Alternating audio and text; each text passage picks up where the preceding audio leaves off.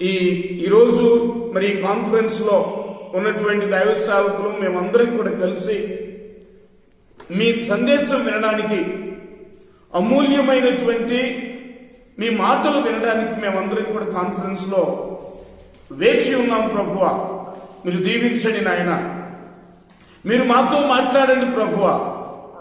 మాకు తెలియని మరి కొన్ని గొప్ప విషయాలు, గూఢమైన సంగతులను మాకు తెలియజేయమని మేము ప్రార్థిస్తూ ఉన్నాం. ప్రభువా, మరి నీ మాటలు తండ్రి, ప్రభువా, నీ మాటలు దొరకగానే, నీ వాక్యం దొరకగానే, మీ గ్రంథం దొరకగానే బైబిల్ గ్రంథంలో భక్తులు భుజించారు, భక్షించారు. ప్రభువా, స్తోత్రాలు నాయన. అటువంటి తపన, అటువంటి తాపత్యం మాకు కూడా దయచేసి ఈరోజు నీ వాక్యం మాకు దొరకగానే, నీ వాక్యం మాకు వినిపించగానే మేము ఆ వాక్యాన్ని భక్షించి, భుజించి, ఆ వాక్యాన్ని అనుసరించి నడుచుకునేటటువంటి నవనూతన జీవితం మాకు ప్రసాదించండి నాయన. స్తోత్రాలు. మాతో మాట్లాడి మహిమ పొందుకొనమని సమస్త మహిమ మీ చేతులకు అప్పగించుకుంటూ ప్రభువా, యుద్ధమైన వాక్యాన్ని వివరించండి, విరిచి మాకు ఇవ్వండి.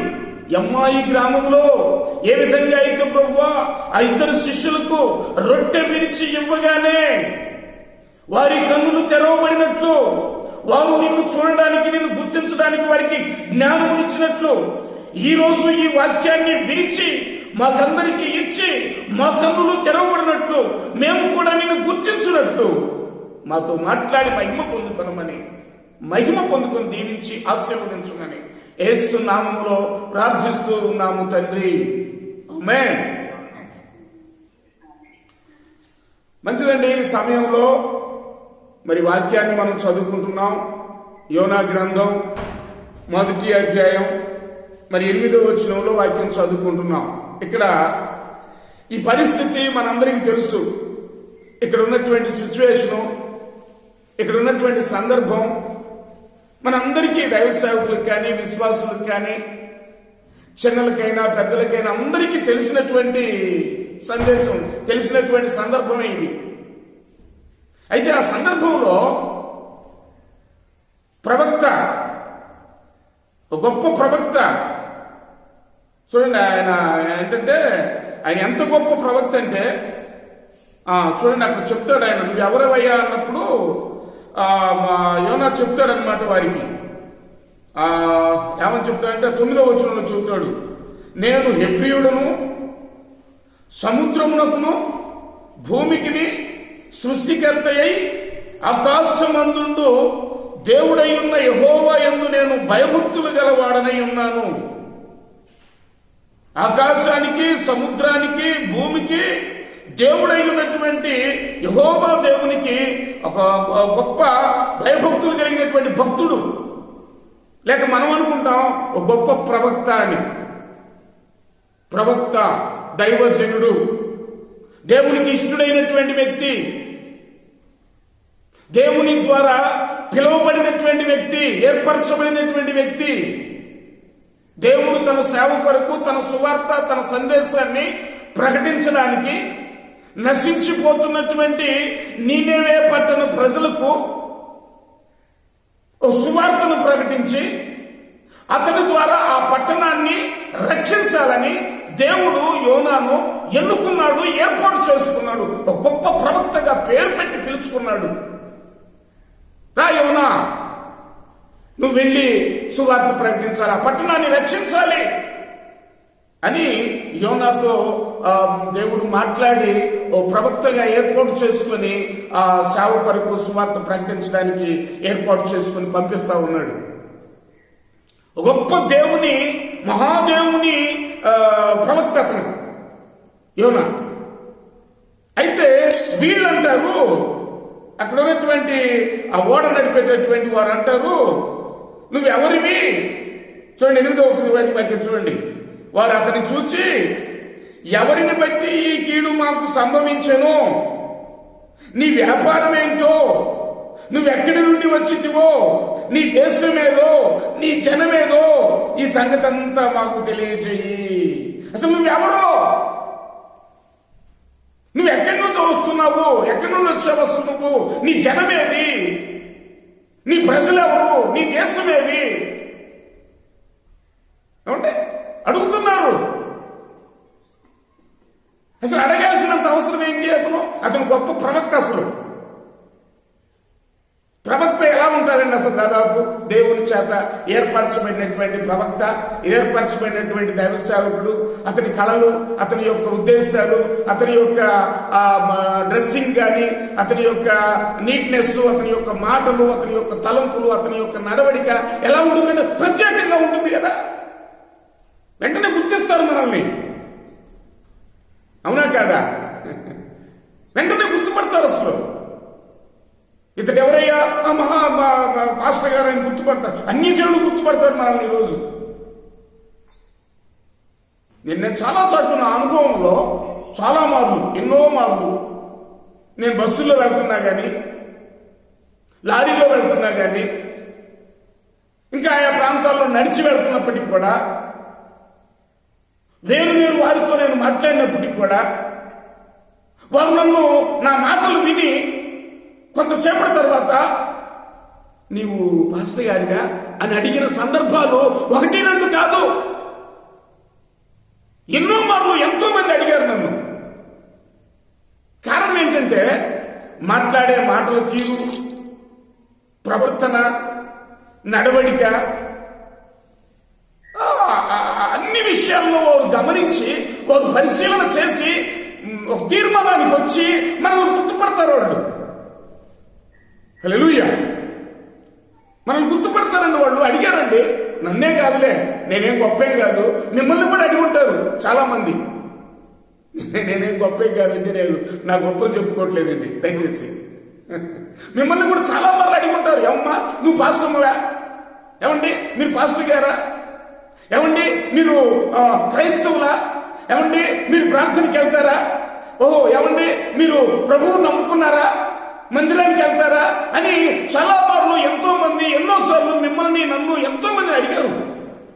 కారణం ఏంటంటే వారు మనలో ఉన్నటువంటి ప్రవర్తన కానీ, మన మాటలు కానీ, మన ప్రతిదీ కూడా వారు గమనించి తెలుసుకుంటారు. కానీ ఇంత గొప్ప ప్రవక్త, ఇంత గొప్ప ప్రవక్త, యెహోవా దేవుని ప్రవక్త, భూమి ఆకాశములకు సముద్రములకు సర్వ సృష్టికి కారణభూతుడైనటువంటి దేవుని ప్రవక్త అర్థం కావట్లే ప్రజలకి. అక్కడ ఉన్నటువంటి ఓడ నాయకులకు అర్థం కావట్లే, ఓడ నడిపించేటటువంటి వారికి అర్థం కావట్లే. కారణం ఏంటంటే అతడు వెళ్లే మార్గం తప్పుడు మార్గము. అతడు సరి అయిన మార్గంలో లేడు, సరి అయినటువంటి క్రమమైన పద్ధతుల్లో లేడు, దేవుని యొక్క అడుగుచాడల్లో లేడు.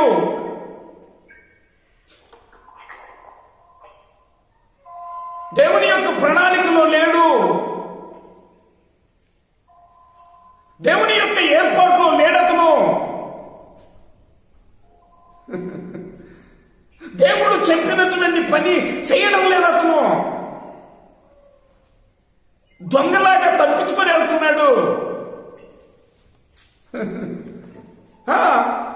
దేవుని పని చేయకుండా ఒక దొంగ వలె, ఒక వ్యక్తుడు వలె, ఒక పనికిమాలిన వాడి వలె దేవునికి విరోధంగా అతను వెళ్తున్నాడు. అందుకోసం అతను అర్థం కావట్లేదు ప్రజలకి. అతను వెళ్ళేటటువంటి మార్గం అది కాదు, అసలు వెళ్ళవలసిన మార్గం అది కాదు. దేవుడు ఎక్కడికి వెళ్ళమన్నాడు అతన్ని? నీనే వెళ్తున్నాడు, తర్షీషు పట్టణానికి, తర్షీషుకి వెళ్తున్నాడు. Wrong route. ఈరోజు దైవ సేవకుడు కరెక్ట్ రూట్ లో, సరి అయిన మార్గంలో నడుచుకుంటూ, సరి అయిన విధంగా, సరి అయిన పద్ధతులు పాటిస్తూ, క్రమం పాటిస్తూ నడుచుకుంటూ ఉంటేనే అతడు దైవ సేవకుడు. దైవ సేవకుని లక్షణాలు, దైవ సేవకుని పద్ధతి అతను కలిగి ఉంటాడు. దారి తప్పి వెళ్తున్నాడండి ఇతను, మార్గం తప్పి వెళ్తున్నాడండి. అందుకోసమే అతని రూటే మారిపోయింది, అతని రూపమే మారిపోయింది, అతని లక్షణాలే మారిపోయాయి, అతని యొక్క ఉద్దేశాలే మారిపోయాయి, అతని యొక్క తలంపులే మారిపోయాయి. అతను అసలు దైవ సేవకుని యొక్క గుర్తింపు లేదు, అసలు ఓ ప్రవక్తగా గుర్తింపు లేదు అసలు.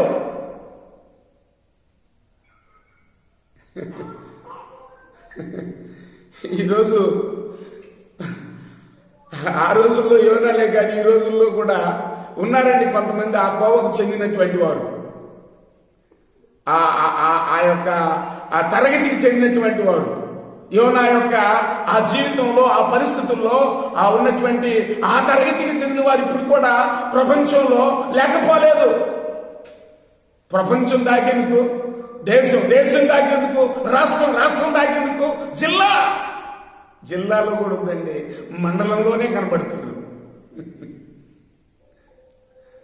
మండలంలోనే కనపడతారండి. ఈరోజు మన ప్రాంతంలోనే, మన ప్రదేశంలోనే, మన లొకేషన్లోనే, మన సర్కిల్లోనే కనపడతారు ఈ తరగతికి చెందినటువంటి వారు. లాంగ్ రూట్కి వెళుతూ పేరు మాత్రం గొప్పే. ప్రవక్త, సేవకుడు, పాస్టరు, విశ్వాసి, భక్తుడు, ప్రార్థనా పరుడు, ప్రార్థనా వీరుడు, ఇంకా చాలా ఉన్నాయిలే. రెవరెండ్లు, బిషపులు, పాస్టర్ అని ఇంకా చాలా ఉన్నాయి నాకు తెలియనటువంటి బిరుదులు. ఈరోజు విశ్వాసి కూడా సంఘ పెద్ద, ప్రాముఖ్యమైన విశ్వాసి అండి. పేరు ఓకే, పేరు గొప్పే, కానీ పేరుకు తగినటువంటి జీవితాలు లేవే. దేవుని దృష్టిలో ప్రవక్తే. ఒక హోటల్లో ఓ దైవ సేవకుడు కనపడ్డాడు.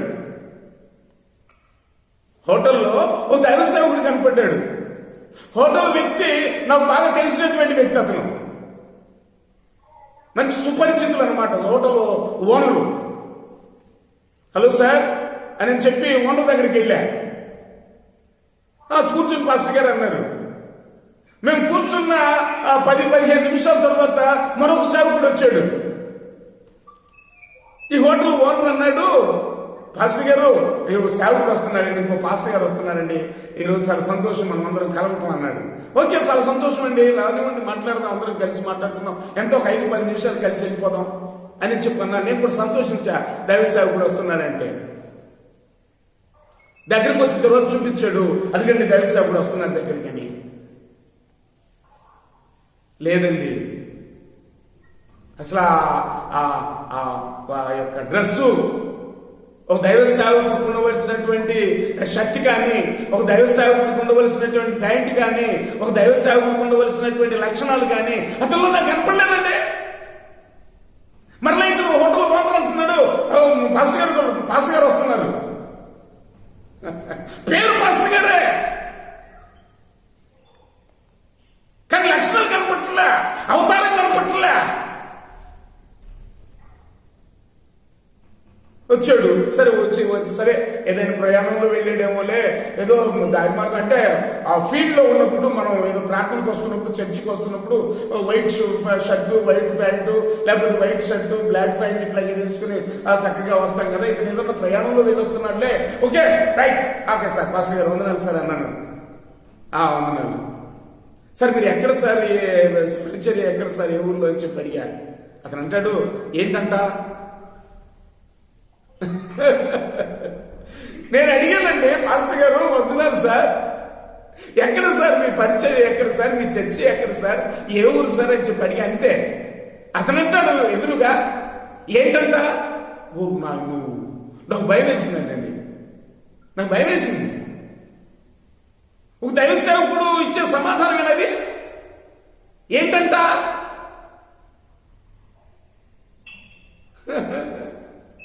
ఉన్నారండి ఈ రోజుల్లో ఉన్నారండి, ఇంకా ఐడెంటిటీ లేనటువంటి దైవ సేవకులు ఉన్నారండి, గుర్తింపు లేనటువంటి దైవ సేవకులు ఉన్నారండి లోకంలో, మాదిరి లేనటువంటి దైవ సేవకులు ఉన్నారండి ఈ లోకంలో.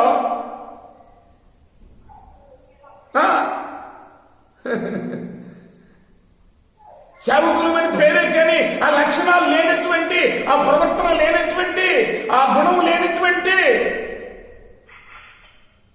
దైవ సేవకులు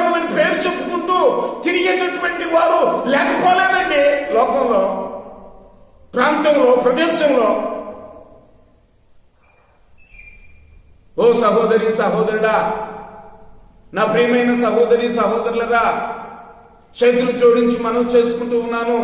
నువ్వు ఎలా ఉన్నావు?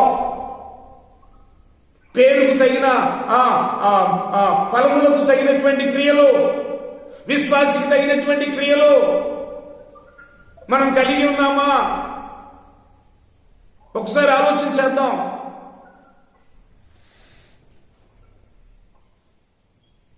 చదువుకుంటాం, పరిశుద్ధ గ్రంథం బైబిల్ గ్రంథంలో చదువుకుంటాం కదా, మంచి ఫలములు ఫలించుడి, విశ్వాసికి తగిన ఫలములు ఫలించుడి, నీతిమంతునికి తగిన ఫలములు ఫలించుడి. మత్తయి సువార్తలో కదా యోహాన్ అంటాడు కదా, మారు మనస్సుకు తగిన ఫలములు ఫలించుడి. మారు మనస్సుకు తగిన ఫలములు, సేవకునికి తగిన ఫలములు, విశ్వాసికి తగిన ఫలములు, ప్రార్థనా పరులకు తగిన ఫలములు. లేవు, కనపట్టలే, ఫలాలు కనపట్టలే. పేరేమో గొప్ప, ఊరేమో దిబ్బ, మనిషి ఏమో దిబ్బ, చెత్త కుప్ప. చెత్త కుప్ప అండి. ఎంతో బాధకరమైన విషయం నా ప్రియమైనటువంటి వారు. అందుకే సమాజంలో చాలా దైవ సేవకులు లేకపోతే క్రైస్తవ్యం అవమానానికి, నిందలకు గురవుతూ ఉంది. కారణం ఏంటంటే ఇలాంటి ఫలములు లేనటువంటి వారి కారణంగానే, వారి మూలంగానే ఈరోజు క్రైస్తవ్యానికి మర్యాద ఇవ్వట్లే ప్రపంచంలో, సమాజంలో గౌరవించట్లే సమాజంలో. కారణం ఏంటంటే ఫలములు లేనటువంటి వారు, లక్షణాలు లేనటువంటి వారు, పద్ధతి లేనటువంటి వారు.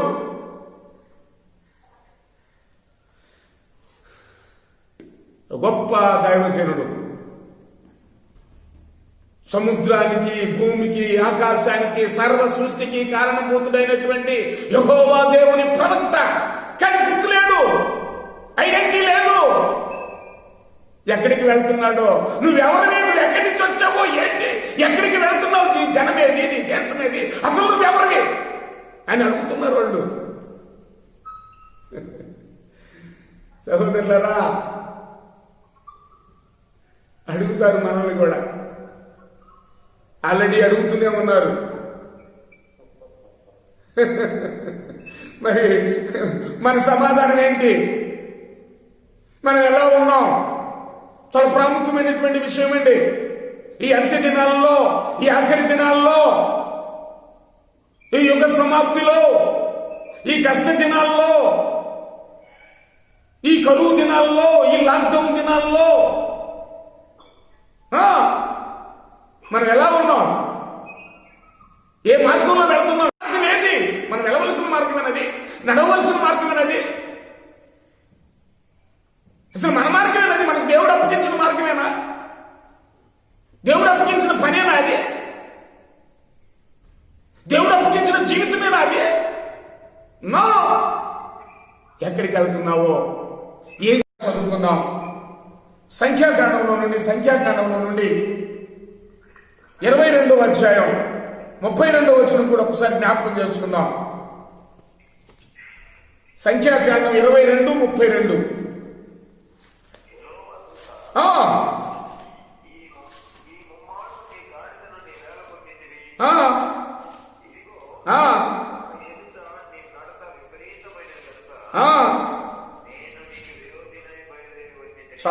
చాలండి. చూడండి, అసలు ఆయన ఎవరు, ఈయనెవరు, ఆయనెవరు?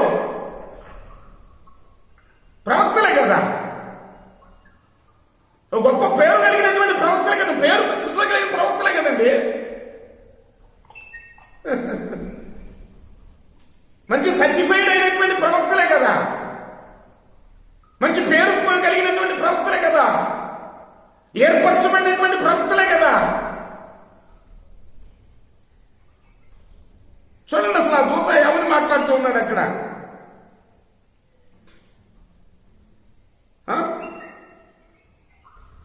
నా ప్రియమైనటువంటి వాళ్ళ, ఇదిగో నా ఎదుట నీ నడత విపరీతమైనది, గనుక నేను నీకు విరోధినై బయలుదేరి వచ్చి తిని. నీ నడత విపరీతమైనది, నా ఎదుట ప్రవర్తన, బుద్ధి, చెడు బుద్ధి, చెడ్డ తలంపులు, చెడ్డ ప్రవర్తన, చెడ్డ నడవడికలు, చెడ్డ నడత. నా ప్రియమైనటువంటి వాళ్ళారా, పేరు మాత్రం ప్రవక్త. ఏం పేరైనా ఆయన పేరు? బిలాము. ఒక గొప్ప ప్రవక్త. వాళ్ళు ఆ బాలాకు రాజు కానీ, అక్కడ ఉన్నటువంటి వారితో ఉన్నటువంటి వారు కానీ, ఆ రాజ్యంలో, ఆ ప్రాంతంలో, ఆ ప్రదేశంలో, ఆ ప్రజల్లో వారికి ఒక నమ్మకం ఏంటంటే, ఈ ప్రవక్త మాట ఏదైతే వస్తుందో అది జరుగుతుంది అని నమ్మకం వారిది. అప్పుడు ఎంత గొప్ప పేరుందండి అతనికి. ఆయన నోట ఏ మాట అయితే వస్తుందో ఆ మాట జరిగి తీరుద్ది. అతను గొప్ప దేవుని ప్రవక్త, యెహోవా దేవుని ప్రవక్త,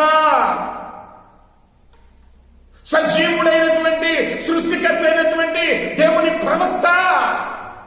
అతను ఏదంటే అది జరుగుద్ది అనే నమ్మకం ఆ ప్రజలందరికీ ఉండేది. అట్లాంటోడు ఎక్కడికి వెళ్తున్నాడు అసలు? అతన్ని వెళ్ళవలసినటువంటి మార్గమేనాది అసలు? దేవదూత అంటున్నాడు, నా ఎదుట నీ నడత విపరీతమైంది, అందుకు నీకు నేను విరోధినై ఉన్నాను. దేవుడే విరోధి కావాల్సి వచ్చింది ఓ ప్రవక్తకి. దేవుడే విరోధి అయ్యాడు.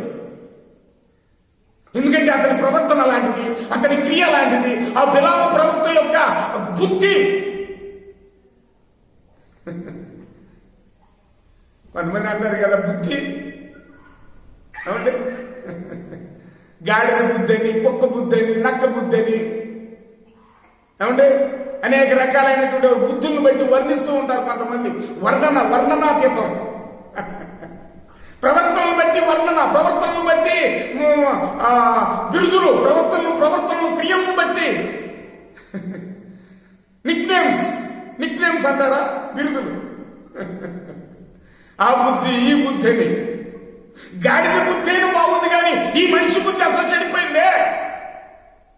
గాడిదైనా దేవుని గుర్తించి, గాడిదైనా కానీ దేవునికి గుర్తించి, దేవుని గుర్తుపట్టి భయపడి వణికి ముమ్మారులు వెనక్కి తిరిగింది. కానీ ఇతను దీనికి వెనక్కి తిరగట్లే. పేరు మాత్రం ప్రవక్త కానీ దేవుని గుర్తించట్లే. అంటే ఇతను వెళ్ళేటటువంటి మార్గం రాంగు, ఇతని మార్గమే రాంగు. ఇతను ఒక దొంగగా వెళ్తున్నాడు, డబ్బు కోసం, ధనం కోసం వెళ్తున్నాడు,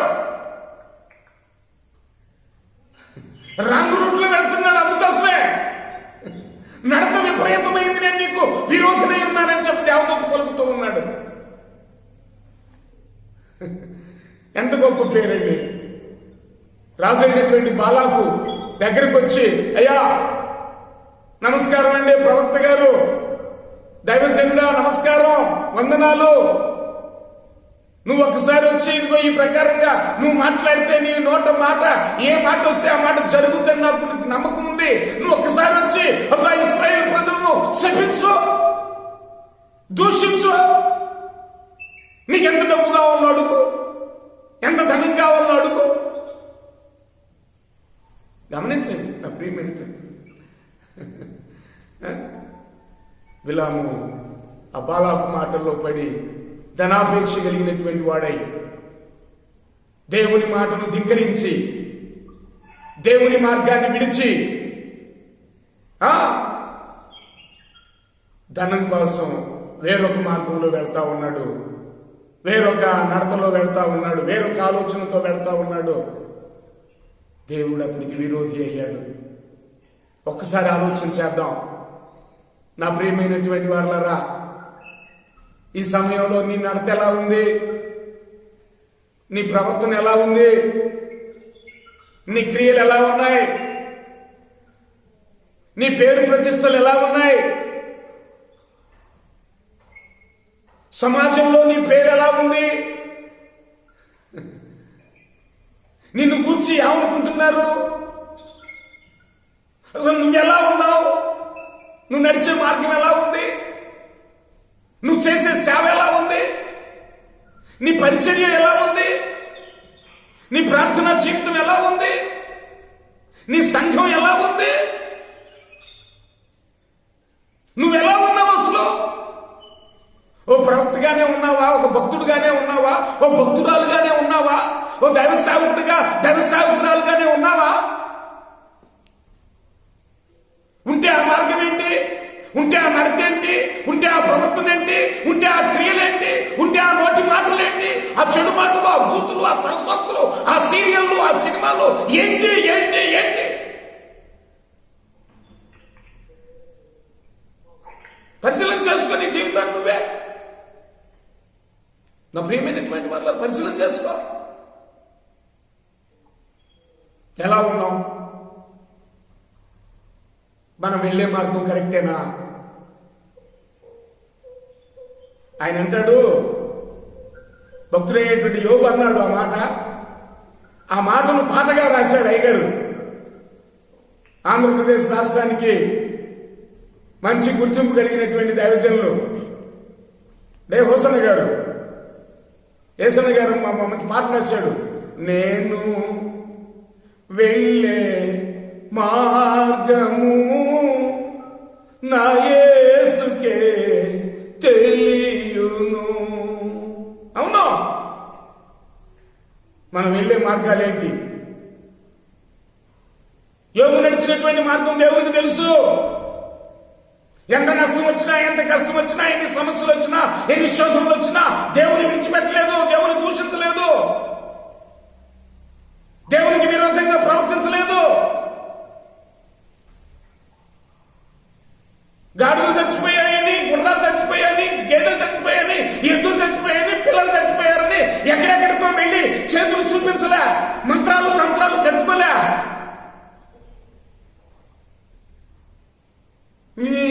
చేతులు చూపించి సోది అడగలే, సోది వాళ్ళ కడిగి పోలే. ఏది జరుగుతుంది? నా ఇల్లు దిట్టయింది, నా వాడే దిట్టయింది, నా పరిగుంటే దిట్టయిపోయింది, నా ఎత్తులే దిట్టయిపోయింది, నా కుటుంబమే దిట్టయిపోయింది, మీరు చూడండి అయ్యా అని చెప్పి ఎక్కడ పెడితే అక్కడికి పనికి మాలిన స్థలాలకు వెళ్ళి చేతులు చూపించలా యోబు.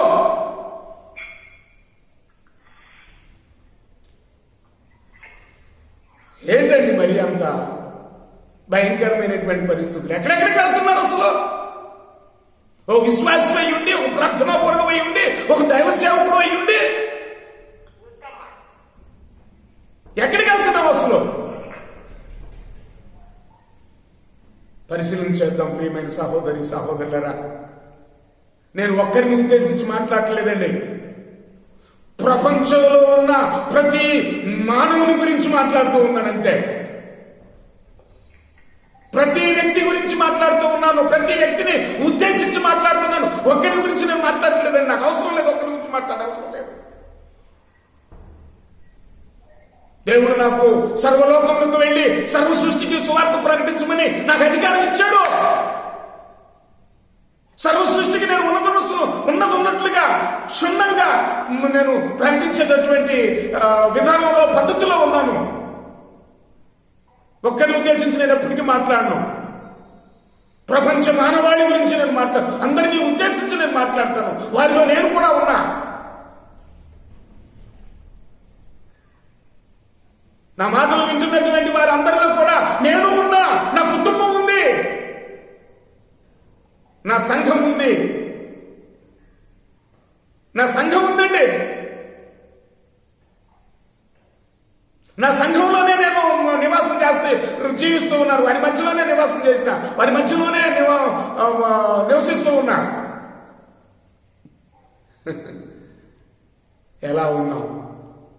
ఎక్కడికి వెళ్తున్నామో, మన నడతలు ఎలా ఉన్నాయో, మన ప్రవర్తనలు ఎలా ఉన్నాయో, మన క్రియలు ఎలా ఉన్నాయో, మన లక్షణాలు ఎలా ఉన్నాయో ఒక్కసారి సమాజం వైపు ఒకసారి చూద్దాం. యేసు ప్రభు కూడా తనకు డౌట్ వచ్చి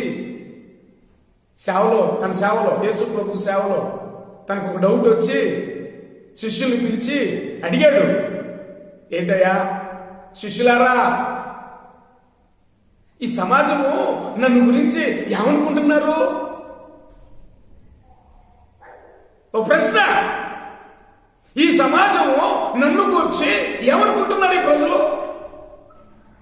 అంటే వీళ్ళంటారు, పేతురు యోహాను కొన్నటువంటి శిష్యులు అంటారు, అయ్యా మరి ప్రవక్తని అంటున్నారండి, ఇర్మియా అంటున్నారండి, లేకపోతే ఇట్లా ఏలియా అంటున్నారండి, ఇట్లా పేరు చెప్పారు. కానీ మీరేమనుకుంటున్నారు శిష్యులారా? మీరేమనుకుంటున్నారు నన్ను గురించి? నువ్వు దేవుని కుమారుడు అని, నువ్వు దేవుని కుమారుడు అని మేము అనుకుంటున్నాం, మేము ఉద్దేశించి మేము అనుకుంటున్నామండి. గమనించిన ప్రియమైనటువంటి వాళ్ళరా, యేసు ప్రభుని గురించి అడిగితే సమాజం ఏమనుకుంటున్నారంట? ఏలియానో లేకపోతే ప్రవక్త మోషేనో ఎలా అనుకుంటున్నారు, ప్రవక్త అని అనుకుంటున్నారు. మరి ఈరోజు మనం కూడా ఉన్నాం, సంఘంలో ఉన్నాం, సమాజంలో ఉన్నాం. మరి మనల గురించి ప్రజలు ఏమనుకుంటున్నారు? ఈ బిలాము గురించి ఏమనుకుంటున్నారు? ఆ యోనా గురించి ఏమనుకున్నారు? బిలాము గురించి ఏమనుకున్నారు? అసలు నువ్వు ఎవడిగా అడిగారు యోనాని? నీ జనమేది, నీ దేశమేది, నువ్వు ఎక్కడి నుంచి వస్తున్నావు, ఎక్కడికి వెళ్తున్నావు, ఏంటి నీ పరిస్థితి అని అడిగారు. మరి బిలామును అడుగుతున్నారు, దేవదూతే అడుగుతున్నాడు, నీ నడత నాకు విపరీతంగా ఉన్నది, అందుకు నీకు విరోధనై ఉన్నాను, ఎక్కడికి వెళ్తున్నావు, అసలు ఏంటి పరిస్థితి? గాడిదికైనా అర్థమైంది వెళ్ళకూడదు ఈ మార్గంలోనే, నీకు అర్థం కాదా? అడ్డగాడిదివై.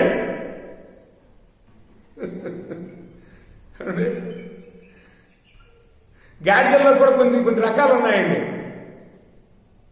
గాడిదల్లో కూడా రకాలు ఉన్నాయి. గాడిద వేరు. మన దావీదు భక్తుడు అంటాడు కదా ఒకనొక సందర్భంలో, మీరు కంచర గాడిదల వలె ఉండకుడి. కంచర గాడిదలు అంట, మరి ఎట్లాంటియో వాటి లక్షణాలు ఏంటో చూడండి. ఆ మాట చదవండి ఒకసారి. కంచర గాడిదల వలె, కీర్తనల గ్రంథంలో, కీర్తనల గ్రంథం ఒకసారి చూడండి. కీర్తనల గ్రంథం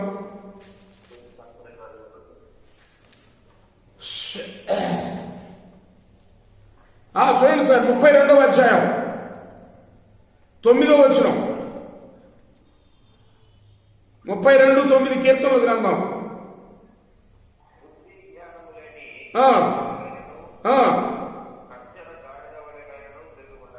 వద్దండి అసలు. గాడిదలు చూడండి అసలు. మరి ఆ గాడిద గాడిద బిలాము ఎక్కినటువంటి గాడిద, దానికి ఏదో ముద్దు పేరే ఉంటుంది దాదాపు. అది మంచి గాడిద, దాని పేరు మంచి గాడిద, మనం పెడదాం పేరు. లేకపోతే దేవుని గాడిదని పెడదాం, మంచి గాడిద లేకపోతే దేవుని గాడిదని పెడదాం దాని పేరు. మరి ఈ గాడిద పేరు ఏం పేరు? ఇక్కడేమో దాదాపు కంచర గాడిదల వల్లే ఉండకుడి అంటాడు. ఏమంటే బజార్ తిరిగే గాడిదలు అనుకుంటారు కంచర గాడిదలు. ఎక్కడికి వెళ్లాలో తెలియదు, ఎటు వెళ్ళకూడదు, ఎటు వెళ్ళాలో తెలియనటువంటి కంచర గాడిదది. వీధి తిరుగుతూ ఉంటుంది, ఆ ఇంటికి తిరుగుతూ ఉంటుంది. ఏమంటే పనికి మాలినటువంటి స్థలాల్లో కూడా వెళ్తా ఉంటుంది అది. వద్దండి, మంచి లక్షణాలు, మంచి పేరు కలిసి సంపాదించుకుందాం. మన బ్రతుకు కొంతకాలం మాత్రమే, ఎక్కువ కాలం మనం మనకి ఇక్కడ అవకాశం లేదు. మనం పరదేశంలో యాత్రికులం. పేతురు భక్తులు రాశారు తన పత్రికలో, మనం యాత్రికులం, పరదేశంలో కొంతకాలం. దావీదు భక్తుడే అన్నాడు కదా, దావీదు రాజా అన్నాడు కదా, 70 సంవత్సరాలు, అధిక బలం ఉంటే 80 సంవత్సరాలు, ఆల్రెడీ 45, ఆల్రెడీ 50కి వచ్చాం, ఇక 30 దాటలేదు, నమ్మకం లేదు, అనవసరం. న్యాసాలు పెట్టుకోవటం మన అనవసరమే. ఈ లాక్డౌన్లో ఎప్పుడు పోతామో తెలియదు, ఎప్పుడేం జరుగుతుందో తెలియదు, నిద్రలో పోతామో తెలియదు, ప్రయాణంలో పోతామో తెలియదు, ఇంకెక్కడికి ఎప్పుడు ఈ ఊపిరి, ఈ గాలి, ఈ ఆవిరి ఎప్పుడు పోతుందో తెలియదు. ఇకనైనా కళ్ళు తెరుచుకొని, ఇకనైనా మనోనేత్రాలు తెరుచుకొని ఇకనైనా హృదయాలు తెరవబడి ఇకనైనా జాగ్రత్తగా ఏ మార్గంలో వెళ్తున్నాం, ఎక్కడికి వెళ్తున్నాం, సమాజంలో మనకు ఐడెంటిటీ ఉందా, మనకు గుర్తింపు ఉందా? గుర్తింపు ఉంటే మన ప్రవర్తన, మన క్రియలు, మన నడత ఎలా ఉంది అని పరిశీలన చేసుకోవాల్సినటువంటి బాధ్యత మనందరి మీద ఉందండి. సమయంలో పరిశీలన చేసుకోలేకపోతే అంతా వ్యర్థం, అంతా వృధా. నా ప్రియమైనటువంటి అంతా వృధైపోద్ది, భక్తి అంతా వృధైపోద్ది, సేవ అంతా వృధైపోద్ది, ప్రార్థన అంతా వృధైపోద్ది. నువ్వు చేసిన ప్రార్థన, నీ జీవితం, నీ భక్తి అంతా వ్యర్థమైపోద్ది ఇకనైనా మార్పు చెందకపోతే. యోనా మార్పు చెందాడు, మారు మనసు పొందాడు, పశ్చాత్తాప పడ్డాడు కనుక అతనికి మళ్ళా ఒక మంచి జీవితాన్ని దేవుడు ఇచ్చాడు. హల్లెలూయా. చప్పట్లు కొడదాం ఒకసారి ఈ సమయంలో. Praise the Lord. మారాడు అతను. ఇది రాంగ్ రూట్ అని తెలుసుకున్నాడు, ఇది సరి అయింది కాదని తెలుసుకున్నాడు, శిక్షను భరించాడు. ఆ శిక్షలో కూడా దేవుని ప్రార్థించాడు. దేవుడు క్షమాగుణం కలిగినటువంటి దేవుడు గనుక, క్షమించే దేవుడు గనుక, దయగలిగిన దేవుడు గనుక, ప్రేమ కలిగిన దేవుడు గనుక యోనాను తిరిగి మనలా బ్రతికించి బాగు చేసి సరిచేసి తాను నడవలసినటువంటి ప్రవక్త నడవలసిన దారిలో, దైవ సేవకుడు నడవలసిన దారిలో, దైవ సేవకుడు ఉండవలసిన స్థితిలో, స్థాయిలో నిలవబెట్టాడు. హల్లెలూయా. వెళ్ళి సువార్త ప్రకటించి ఆ పట్టణాన్ని రక్షించుకున్నాడు. ఎలా ఉన్నాం మనం? ఒక్కసారి పరిశీలన చేసుకున్నాం. ఎక్కడికి వెళ్తున్నాం, ఏం చేస్తున్నాం, గుర్తింపు ఉందా, మన నడతలు ఎలా ఉన్నాయి, ఒక్కసారి పరిశీలన చేసుకున్నాం. మరొక వ్యక్తిని గురించి జ్ఞాపకం చేస్తాను. ఈ సమయంలో నాకు ఇచ్చిన సమయం కొంచెం ఉంది కనుక మరొక వ్యక్తిని గురించి జ్ఞాపకం చేస్తున్నాను. చూడండి, ఆదికాండంలో చదువుకున్నాం. 16వ అధ్యాయం 8వ వచనం. ఆదికాండం 16:8లో, ఆదికాండం 16:8లో మరొక వ్యక్తిని జ్ఞాపకం చేస్తున్నాను.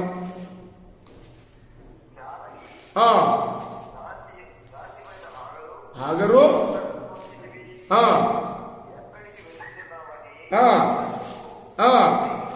చాలు చూడండి అసలు ఆ పరిస్థితి. ఆమె ఎవరు అసలు? ఆ హాగరు ఎవరు? ఏ ఇంటికి చెందినటువంటి వ్యక్తి, ఎలాంటి కుటుంబానికి చెందినటువంటి వ్యక్తి ఆమె?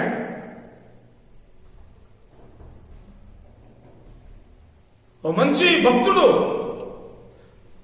దేవునికి స్నేహితుడు అబ్రహాము కుటుంబంలో ఉన్నటువంటి కుటుంబ సభ్యురాలు మాత్రమే కాదు, ఆల్రెడీ భార్య. ఒక గొప్ప దేవునికి స్నేహితుడైనటువంటి, దేవునికి సన్నిహితుడైనటువంటి, దేవునికి ఇష్టడైనటువంటి అబ్రహాము భార్య ఎవరు? హాగరు. ఏది గుర్తింపు?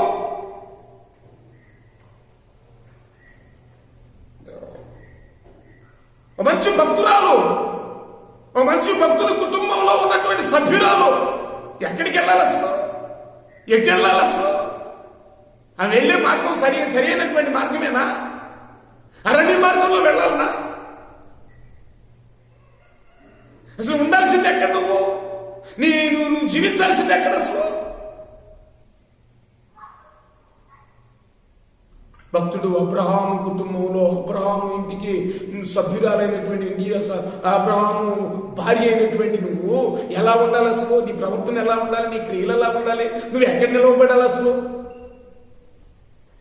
నువ్వు ఎంత మాదిరికరంగా ఉండాలి ప్రజలకు, ఇరుగు పొరుగు వారికి, నీ తోటి వారికి ఎంత మాదిరిగా ఉండాలి? నీ తోటి వారికి ఎంత ఆదర్శంగా ఉండాలి? ఓ విశ్వాసమైనటువంటి నువ్వు భక్తురాలు కదా, భక్తుని భార్యవు కదా, అబ్రహాము భార్యవు కదా.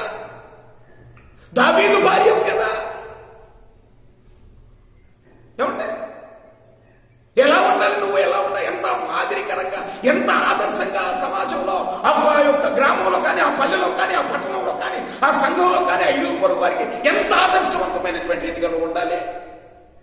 ఒక గొప్ప వ్యక్తివి, ఒక గొప్ప కుటుంబంలో ఉండవలసినటువంటి వ్యక్తివి. ఎక్కడికో వెళ్తావు, దేవదూతతో చదువుతున్నాడు. నువ్వు ఎక్కడి నుంచి ఎక్కడ వెళ్తున్నావు? ఎక్కడికి వెళ్తున్నావు? అసలు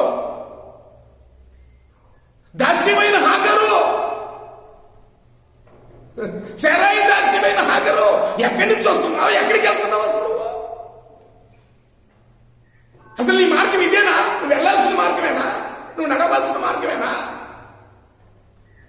అసలు నీకు తగునా? అసలు తగునా? ఒకసారి పరిశీలన చేద్దాం. 10 మందికి ఓ మార్గదర్శిగా ఉండాల్సినటువంటి వ్యక్తి అండి, ఓ విశ్వాసి. ఓ బజార్లో, ఒక వీధిలో కానీ, ఒక సంఘంలో కానీ, ఒక పట్టణంలో కానీ, ఒక గ్రామంలో, ఒక పల్లెలో కానీ, ఒక కుటుంబంలో ఉన్నటువంటి ఓ విశ్వాసి నువ్వు 10 మందికి ఆదర్శంగా ఉండాలి. కానీ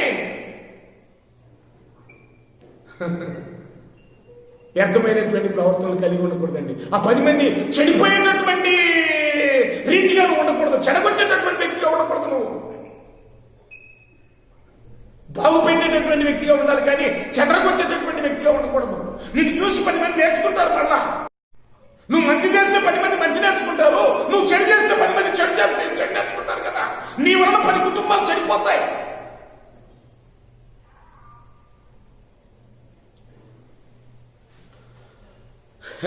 అబ్రహాం భార్య ఇట్లా వెళ్ళిపోతుంది, సేవకుడి భార్య ఇట్లా వెళ్ళిపోతుంది, సంఘ పెద్ద భార్య ఇట్లా వెళ్ళిపోతుంది, ఓ సంఘస్థులు, ఒక భక్తుడి భార్యే మందిరానికి వెళ్లే వాళ్ళే ఇలా అయిపోతున్నారు, ఇటు తిరుగుతున్నారు, ఇటు చేస్తున్నారు, ఇటు తింటున్నారు, ఇట్లా ప్రవర్తిస్తున్నారు. మనం ఎంత అని ఈ రోజు సమాజం చెడిపోవటానికి కారణం నువ్వే. ఓ విశ్వాసి, ఓ దైవసేనుడా, దేవుని పేరు పెట్టబడినటువంటి ప్రజలారా, ఈరోజు సమాజం చెడిపోవటానికి, క్రైస్తవ్యానికి దూషణ, అవమానం తేవడానికి నువ్వే కారణం. ఎక్కడికి వెళ్తున్నావు అసలు?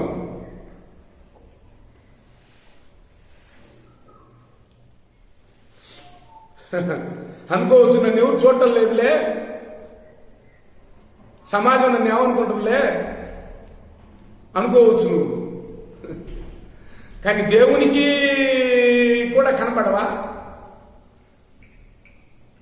నాకు తెలియకడుగుతాను. ఈమె ఈ హాగరు కూడా దొంగదారిలో నడిచింది అంటే యథార్థంగా నడవలే. యథార్థంగా నడిస్తే ఆ పల్లెళ్ళు, ఆ పట్టణం వాళ్ళు, ఆ గ్రామస్తులు ఎవరో ఒకరు ఆపి అడిగేవాళ్ళు. దేవదూత కనిపించిందంటే ఎంత రహస్యంగా వెళ్ళి ఉంటుందా?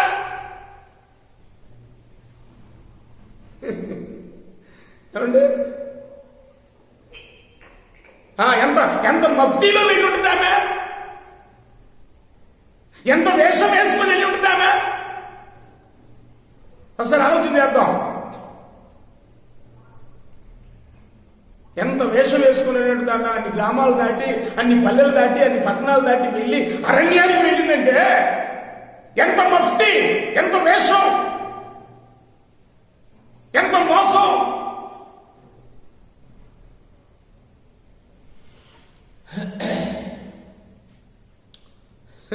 అందరినీ తప్పించుకొని వెళ్ళింది కానీ దేవతను తప్పించుకోలేదుగా.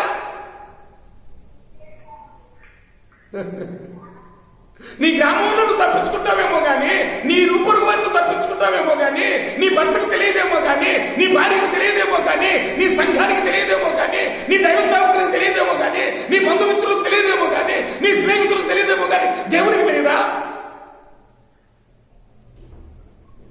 పట్టుకుంటాడు దేవుడు ఒక్కరోజు. హాగరును పట్టుకున్నటువంటి దేవుడు నిన్ను పట్టుకుంటాడు. జాగ్రత్త. దాస్యమైన హాగరు, ఎక్కడి నుంచి వచ్చావు? ఎక్కడికి వెళ్తున్నావు? ఈ స్థితి ఏంటి? తిరుగు, వెనక్కి తిరుగు. నువ్వు వెళ్లాల్సిన మార్గం కదా, అడిగి తిరుగు. అంతే. పోయి అడిగి జీవించు. నీ యజమానురాలైనటువంటి శారాయి యొద్ద అడిగి జీవించు. ఉందండి ఆ మాట చూడండి.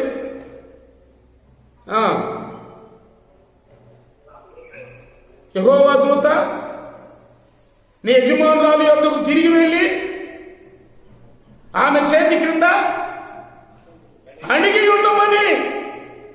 ఆ తర్వాత మాట చూడండి,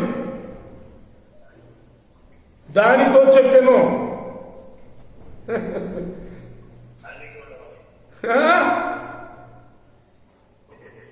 ఎలా ఉండాలి అసలు? ఎలా ఉండాలి అసలు? నీ కుటుంబం, నువ్వు నీ జీవితం ఎలా ఉండాలి అసలు? నీ ప్రవర్తన ఏంటి? నీ నడత ఏంటి అసలు? నీ పేరేంటి అసలు? నువ్వు ఉన్నది ఎక్కడ? నీ కుటుంబం ఏంటి? నీ కుటుంబ వ్యవస్థ ఏంటి? నీ భర్త యొక్క విలువేంటి? నీ కుటుంబం యొక్క గౌరవ మర్యాదలేంటి? నీ సంఘం యొక్క విలువేంటి? నీ దైవ సేవకుని యొక్క విలువేంటి? నీ దేవుని యొక్క విలువేంటి అసలు? నీ దేవుడు, నువ్వు నమ్ముకున్న దేవుడు, నువ్వు ప్రార్థించే దేవుడు, ఆయన విలువ కాపాడు ఒకసారి.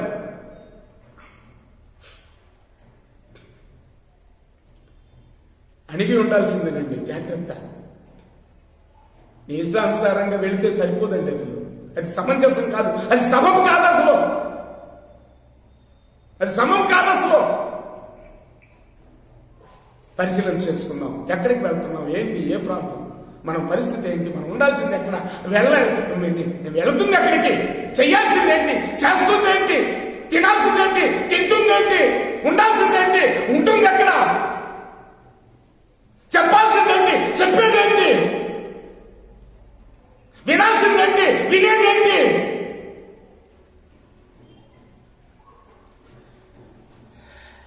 జాగ్రత్తగా ఉందామండి. భక్తి భయం కలిగి ఉందాం.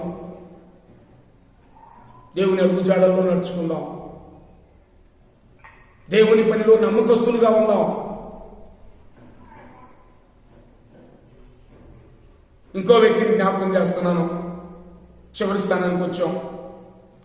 ఆదికాండంలో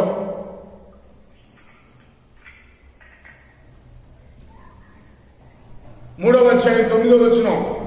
వీళ్ళు కూడా మనకి దాదాపు చాలా కాలంగా సుపరిచితులే, బాగా తెలిసినటువంటి వారు, బాగా బంధుమిత్రులు కూడా, మన బంధువులు కూడా, మన తాత అవ్వ, తాతలు అవ్వతాతలు, వాళ్ళు చూడండి అక్కడ ఎలా ఉన్నారో చూడండి అసలు. 3వ అధ్యాయం 9వ వచనంలో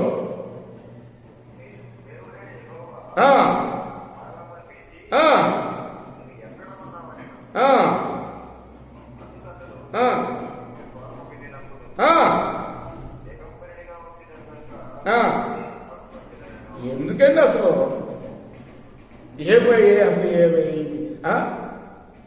బాధాకరమైనటువంటి విషయం. ఎలా ఉన్నాడంట? దిగంబరినై ఉంది. ఎక్కడ ఎక్కడ ఎక్కడ ఆదాము, ఎక్కడ అవ్వ, ఎక్కడ?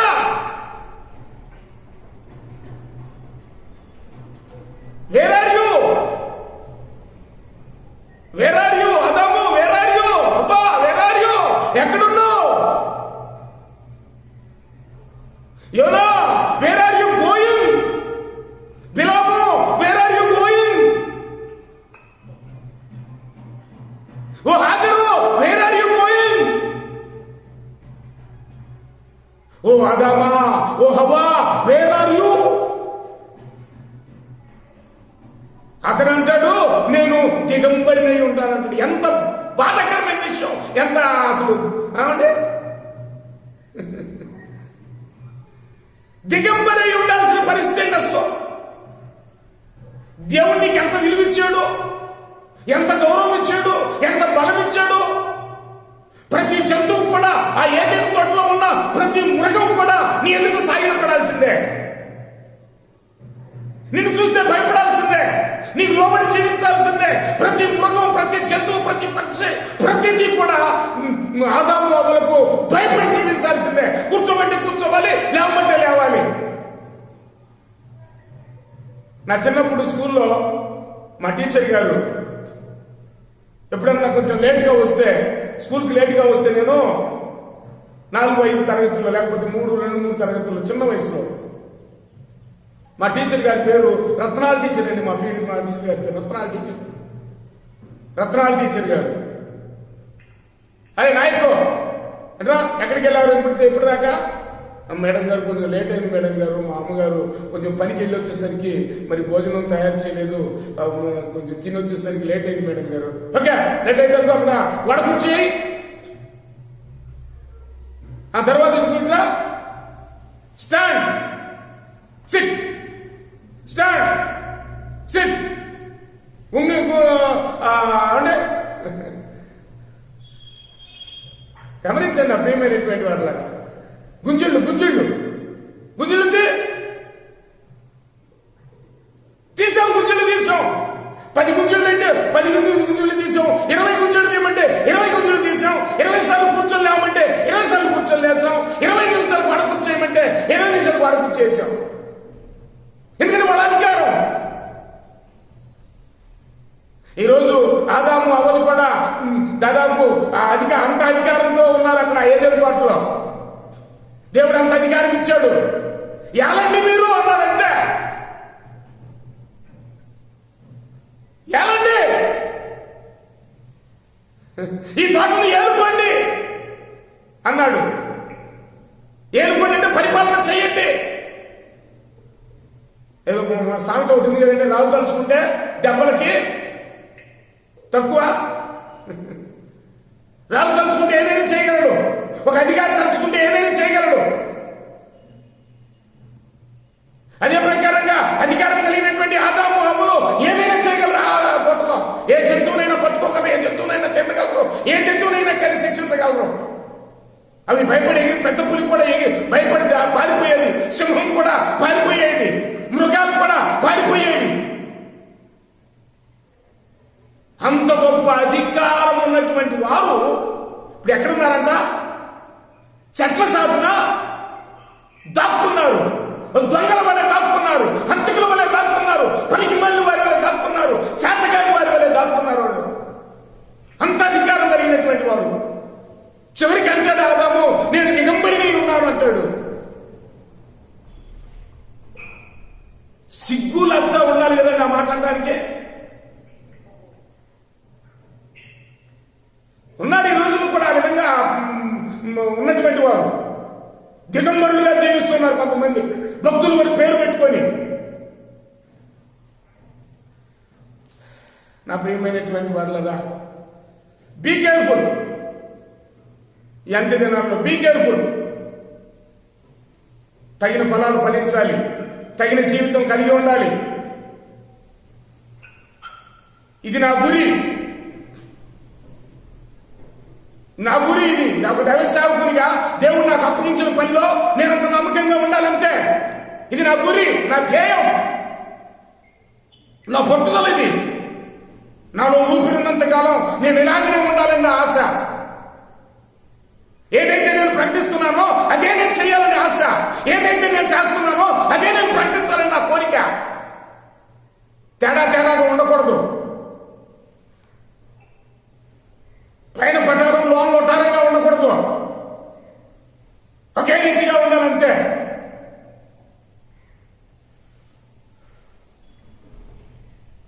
భక్తుడు అంటాడు కదా, పౌలు భక్తుడు అంటాడు. చివరిగా చదువు పౌలు భక్తుడు అంటాడు ఒకనొక సందర్భంలో.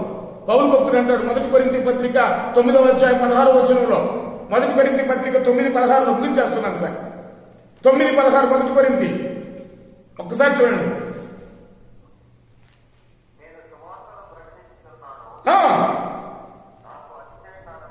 లేదు,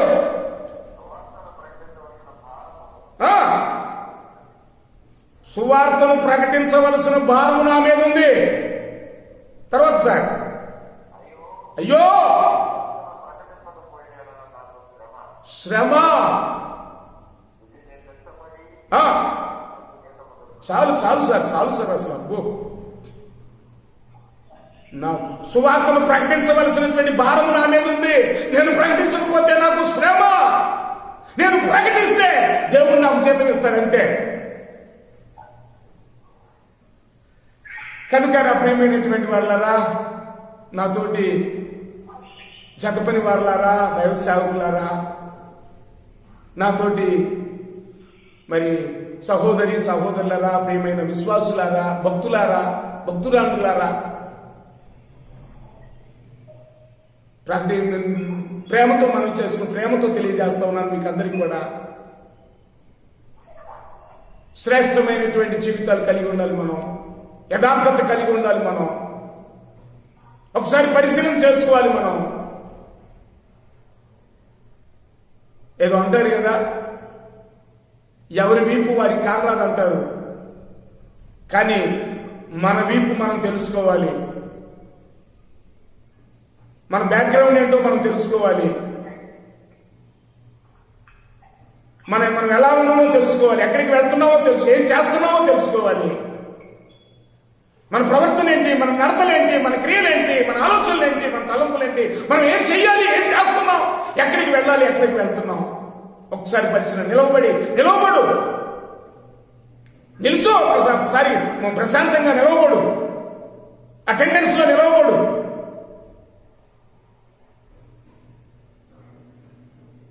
అటెండెన్స్ నువ్వు చక్కగా నిలవబడు. ఏది చెప్తూ అంటాడు కదా ప్రభు, నువ్వు చక్కగా నిలబడు, నేను నీతో మాట్లాడతా, నీకు తెలియని విషయాలు నీకు తెలియజేస్తా, నువ్వు చేయాల్సిందేంటో నీకు తెలియజేస్తా, నువ్వు వెళ్ళాల్సింది ఎక్కడికో చెప్తా, నీ ప్రవర్తన ఏంటో, నీ క్రియలేంటో, నువ్వు ఎలా ఉండాలో, ఎలా ఉంటే నువ్వు బాగుపడతావో నీతో నేను మాట్లాడతా. నువ్వు ఒక్కసారి చక్కగా నిలబడు, చక్కగా స్టాండ్ అప్ ప్లీజ్.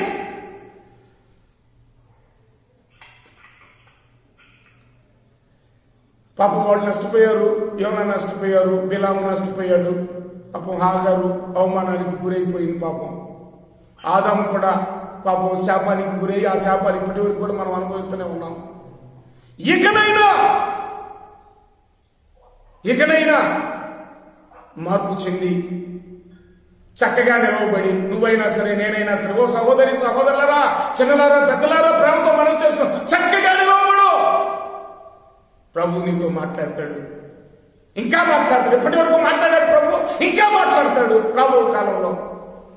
దేవుడు నిన్ను, నీ కుటుంబాన్ని, మిమ్మల్ని అందరినీ కూడా ప్రభు దీవించి ఆశీర్వదించి ప్రభు రాకడ కొరకు మనల్ని అందరినీ కూడా సిద్ధపరచును గాక. కొద్ది మాటలు దేవుడు దీవించును గాక. ఆమేన్.